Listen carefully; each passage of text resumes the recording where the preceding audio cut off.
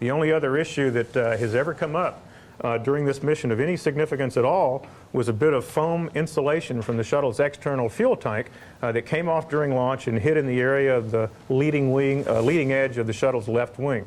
They get tremendous heat loads here on the leading edges of the wings and on the nose of the orbiter, and obviously if there was any significant damage there, that could be a factor in this. Yeah, this was, and this is something that I had totally forgotten about, but a month after the Columbia accident, my wife came up to me and she said, "Hey, do you remember they asked you to be on that crew?"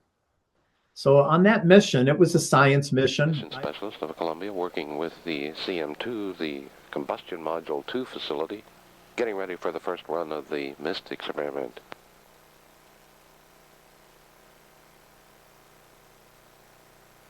MIST is more formally named Water Mist Fire Suppression Experiment. It's an experiment from the Center for Commercial Applications of Combustion in Space from the Colorado School of Mines in Golden, Colorado. Again, its purpose is to try to better understand how water inhibits the spread of flame.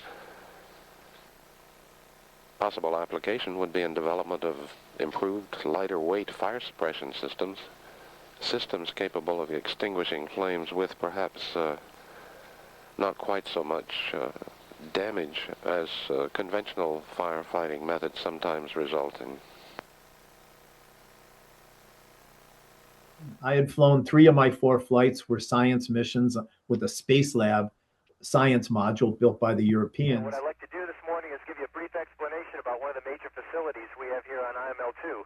And this is the AAEU, which is short for Aquatic Animal Experiment Unit. And essentially this is an aquarium in space, divided up into 2 halves.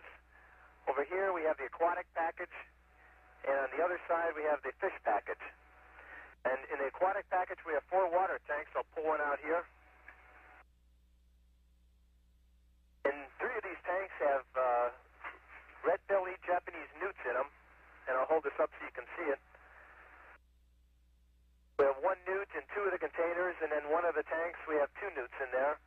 And in all the tanks we have an egg chamber also with many different newt eggs in them, up to 70 or 80 eggs per water tank here. And what we're doing with this experiment is having the newts lay eggs in space, and we're interested in how these eggs develop, multiply and develop under zero gravity conditions. And we'll compare these eggs to those grown on the ground, the ones that have developed under 1G conditions. So this is one of our red-bellied newts. One of them that I looked at just a few days ago, if you were watching, has laid 36 eggs already, so we know we have a number of great eggs for the scientists to look at. On 107, it was Space Shuttle Columbia again. They had Space Hab, a very similar kind of module, but a commercial one that was built, in the United States. And they were doing many of the same experiments that I had done on my earlier mission. And they said, "Hey, would you be interested in being on that crew?" And I said, I had done 4 shuttle missions at this point, and I had my eyes set. I wanted to do something different. And I told them I'd like to do a space station mission. Now, that's a much harder path to go down. I had to go over to Russia for 2 years, spend time over there. I learned Russian. So it was a much harder path. Had I accepted another flight on Columbia, it would have been relatively easy for me. I'd worked the science missions, flown on the shuttle, the 4 times already. So it would be easy training. But I picked the more difficult path because I thought it'd be more interesting. I wanted those new experiences of going up, to the International Space Station then. So I just picked that path.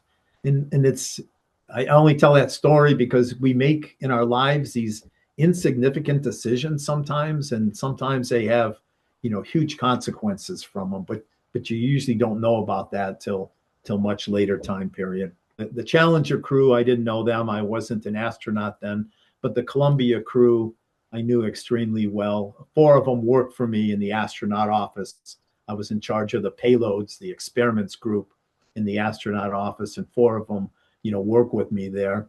I'll tell you this other story, Evan. It was maybe 3 or 4 days before their launch, January of 2003, they were launching. And I'm in the astronaut gym in Houston. And I'm working out there, and the 107 crew was in there working out as well. And I had just been pulled off of one of my missions. I was going to fly a 5th mission up to the International Space Station. And I trained, as I mentioned, for a couple of years for that. And then 2 months before the launch, one of the NASA doctors up at headquarters in Washington, D.C., pulled me from the flight for some stupid old medical reasons and said, you can't fly to the space station. So I was, a little depressed. I was down because of that. And I'm pedaling away on a bike in the astronaut gym. And Rick Husband, the commander of 107, he comes over to me and he says, Don, I'm really sorry about what happened to you. And I know you're feeling down with everything. And he said, if you can tell me what I can do to help you, he said, I'm there. He said, just let me know what I can do, and I'll try my best to help you. And, he's just coming over and kind of putting his arm around you, maybe giving you a little hug. And he's a commander of a, Columbia 107 mission. They're getting, the next day they were going to fly down to the Kennedy Space Center. And he's coming up to me and asking me how he can help me. And just like I told you what a fine human being, what a fine individual Neil Armstrong was, I look at Rick Husband and I just say, wow, what an incredible human being that he cared about me enough that day to come up and just approach me and say, hey, Don, what can I do to help? When I tell that story, Evan, I get goosebumps still from it. And Rick Husband is, again, I would say one of the finest human beings, finest individuals, an incredible astronaut that you'll ever meet. I was at the Johnson Space Center still working there. I remember it really well. It was a Saturday morning. And because they had the first Jewish Israeli astronaut on board the crew, Ilan Ramon, they didn't publicize the landing time in advance. So they're going to land in the next day or two, or maybe on landing day, they said, we're going to land tomorrow, but they didn't specify the time just for security reasons. So I remember it was a Saturday morning, and like 10 in the morning, 11 in the morning, I was reading a book to my son. And I got a phone call from one of my neighbors, and they worked at the Johnson Space Center. And they said, hey, Don, turn on the TV. And I said, what's going on? They said, just turn on the TV. So I turned it on, and they had an image on there from the Kennedy Space Center. And at the bottom, it said, space shuttle is overdue. And it's like, well, it's not. It's overdue, but it's not circling overhead. This thing is coming down. It will come down on time. So it's down somewhere. And I thought, well, maybe they had to bail out over the Atlantic Ocean or the Gulf of Mexico. Those thoughts are going through my head. And then within like a minute, the camera switched to a view from Fort Worth, Dallas-Fort Worth area, one of the TV stations, showing images of the debris fireballs coming in the atmosphere, burning up. And the second I saw that, I thought, okay, they're done for. They're 40 miles up. You're about that high when you're flying over Dallas-Fort Worth area. And to see it breaking apart like that, one of the very first thoughts that I had was Laurel Clark, one of the mission specialist astronauts on board. She was a medical doctor, a flight surgeon. She had a son who was just like 2 months older than my son.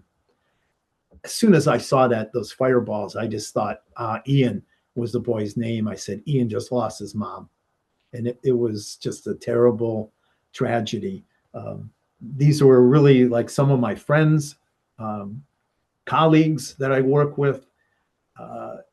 So I lost these friends along the way. Then you lose Space Shuttle Columbia. That was the first shuttle that we ever launched in the program. My first mission was on Columbia. 3 of my 4 flights are on Columbia. So I had this emotional attachment to it. I always thought it was going to end up in the Air and Space Museum. That was the, historic quintessential space shuttle that would have ended up there.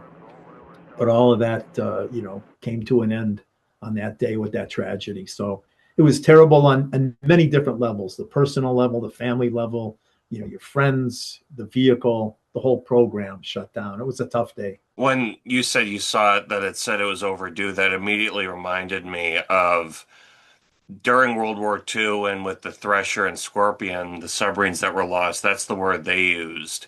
Overdue, presumed lost. And I talked to a couple of the World War II submariners, and they said whenever they saw overdue, they immediately said they're done. They associate that word, with death essentially because they were in constant communication with submarines unless they're submerged. And if you're not in communication with them, it's like, okay, they're. So I just thought that was interesting. And sometimes overdue is okay. Yeah. If your spouse is stuck in traffic, Yeah.